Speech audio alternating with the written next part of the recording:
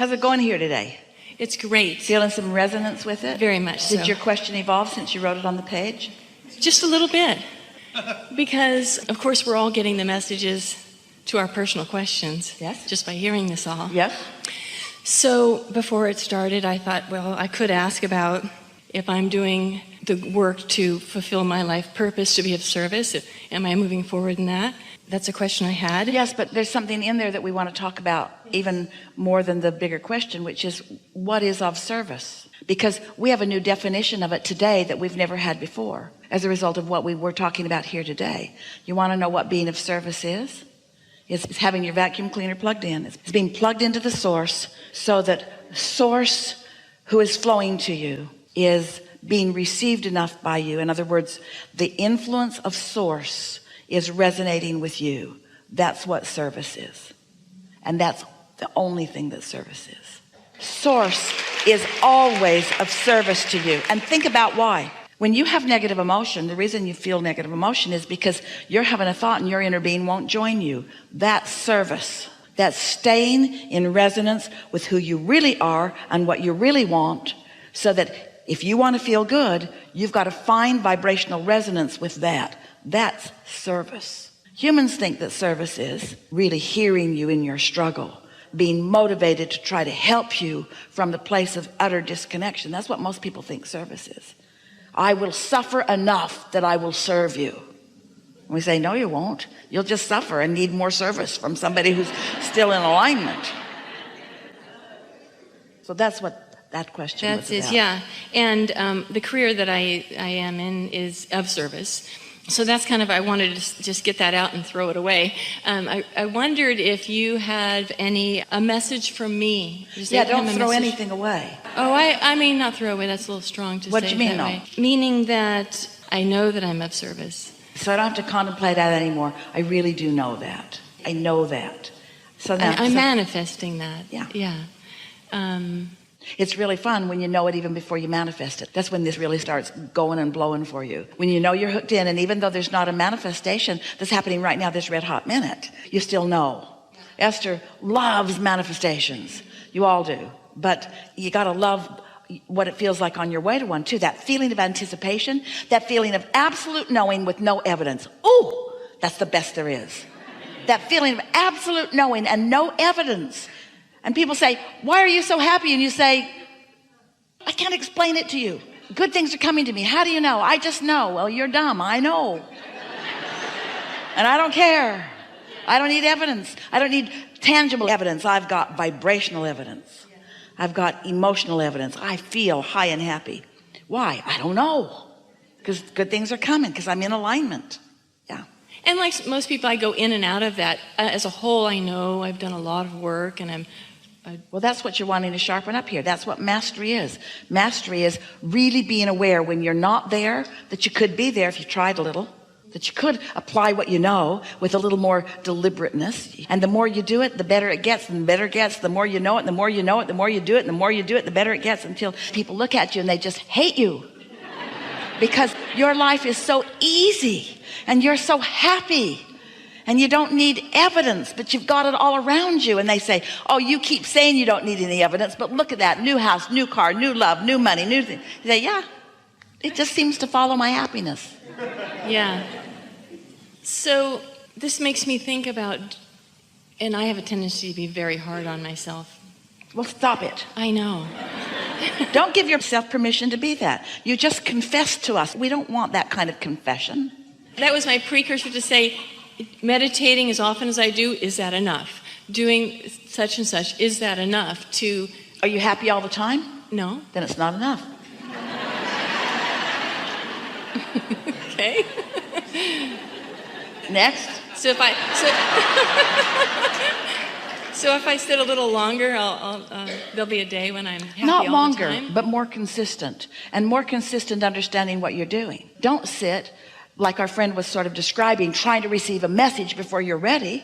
Sit with the intention of quieting your mind. Sit with the intention of just letting go of thought. Sit with the intention of allowing, in the absence of resistance, your vibration to rise and resonance to happen, and then ideas to begin flowing. Understand what meditation is. Meditation is the way you let your inner being teach you alignment. That's what meditation is. Your inner being is always there, and you're not always there, but when you meditate, you could always be there. So my ultimate question was, is there any message from me personally? Meditate. Meditate. Every day for 15 or 20 minutes. And in that 15 minutes, you don't feel that you've quieted your mind, don't stay longer, because now you're just having a battle with yourself. Get on with your day and do it again tomorrow. And eventually, you will find that quieted place. You'll know it, because you'll feel different. You'll feel detachment. You'll know. You'll just feel well-being. You'll just feel yourself wrapped round with all of this energy. I do somatic meditation, which is really going into the body and sort of breathing and expanding in parts but blanking out. Well, the reason that we encourage the releasing of thought is because your inner being knows exactly where you are in relationship to everything and will offer the influence to your body. Sometimes people get so involved in meditative processes that their minds are so active they never really accomplish alignment with their inner being. They just accomplish alignment with the book they're reading. We want you to accomplish alignment with your source, who's real time in real now, offering you whatever you're asking for in your vortex, whatever your cells are asking for in your vortex. So I've unconsciously pulled in the life that I have today, which is 56, no children. Unconsciously? Well, because if in the fact that we manifest what we truly want. I have said all my life I've wanted to be a mother, and I've made decisions and taken action that did not manifest that. But you've also said that you want to be of service, and it's like the same thing. It comes from the same place. You see what we're getting at? A desire to be nurturing, to be uplifting, to be of value. And so sometimes you are speaking more literally than you really intend. So why is that? That I do that?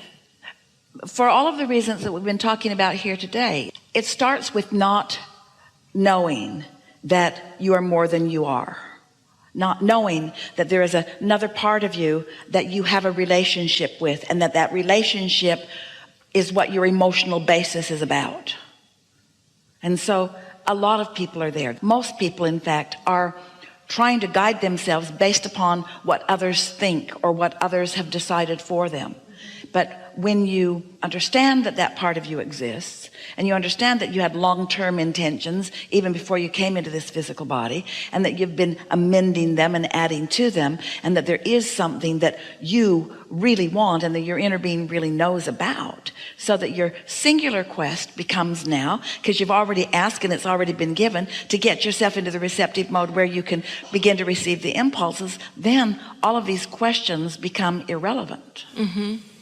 Why is it that we are afraid of becoming a very powerful self? I can personally attest to that. I have a fear about being a very powerful woman. Well, we don't believe you. We think that's just things you're making up because you don't think you are. And so you're just explaining why you're not what you really want to be by saying, I guess I don't think I really wanted to be it. There's a part of me that believes I am. Yeah. We want to ask you some questions. Okay. Because to be a really powerful woman, which is a woman who is of service, which means a woman who is under the influence of source, which means a woman who is influencing in connection with source. In order to be that powerful woman, these are the things that you find along the way in that. You feel joy. Do you want joy? Yes. Then you want to be a powerful woman. Do you like clarity? Yes. Then you want to be a powerful woman. Do you like insight into things? Then you want to be a powerful woman. So can you see how that's just stuff you've been making up? Maybe you heard it somewhere, but none of it rings true, does it? I don't know, I followed you. You mean all that you just said? Yes, it rings true. None of that not being a powerful woman because I don't want to be. No, it's almost like bird. I just get distracted from my mission, my this other voice that's and all the physical actions and things I've done to produce who I am But today. here's the thing that we want you to hear. You heard a whole lot here today, and we acknowledge that you heard it. So that all of these things that you are saying are irrelevant given what you now know. But you're still saying them because you've got the habit of saying them. You've decided that that's who you are, but that's not who your inner being knows that you are. And right now, that's not who you know that you are. So our encouragement is to no longer practice that old defeating, powerless conversation. Think how powerless the words are that I'm afraid of my own power. Have you ever heard any more powerless words than I'm afraid to be powerful? It is completely illogical. And you want to know why you do it? Because you have decided that others don't like powerful women. And you don't want to upset them.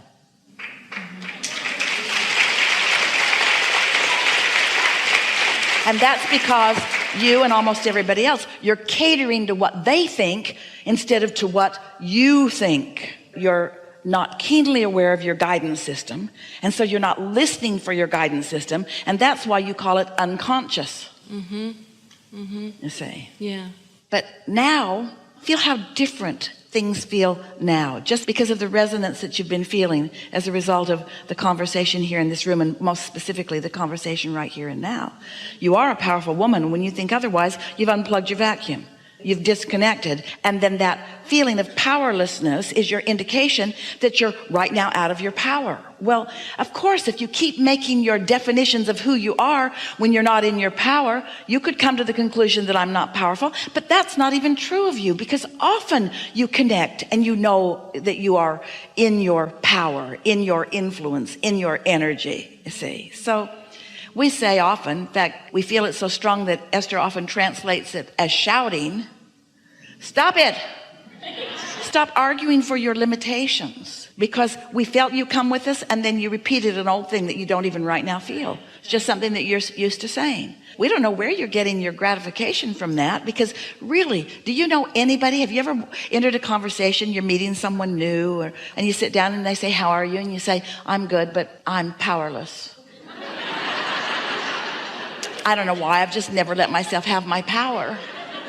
I thought it was meaningful to our relationship, because have you ever said that to anyone? Or can you imagine someone saying that to you? If someone said to you, so you're sitting over lunch and you look across the table and you say, what's up? And they say, I feel powerless. What would your impulse be? I feel powerless. Wouldn't you want to say, well, you're not powerless. You might be pinching it off, but you're not powerless. Would you say, oh, good, I'm powerless too? Let's join groups. Because if we get enough powerless people together, we'll have power. If we can find enough of us that are disconnected from source energy, we'll join together in groups and we'll have the power. Yeah, you'll have the power for mediocrity. You'll have the power for yucky things that don't feel good. You'll have the power for dismal conversations and miserable life experience. But that's not power. Power is joy. Power is love. Power is appreciation. Power is knowing. Power is clarity. Power is the universal energy that creates worlds flowing through your fingertips. So you say, I'd like some of that. And the universe says, there you go. And you say, I did that because I have power. Yeah. Anything you want. And so what you're getting on a daily basis is just how much power you think you have. How much that you're allowing yourself to have. Sometimes you don't allow it because other people have told you you're not worthy. Sometimes you don't allow it because you yourself don't, or you feel like you're not prepared. You make up all kinds of reasons for not knowing that you can have it if you want. But if you could just catch the spirit of being ready to be ready to be ready, and that it will just continue to unfold in pleasing ways for you, and that no one is keeping score except you, and your scorekeeping is not good for you. Just keep score of how happy you are and watch what happens. I was way happier today than I was yesterday. Ooh, I had so many happy moments today. Start keeping track of things that really feel happy, the moments of true happiness, and then watch how things just start shaping up for you.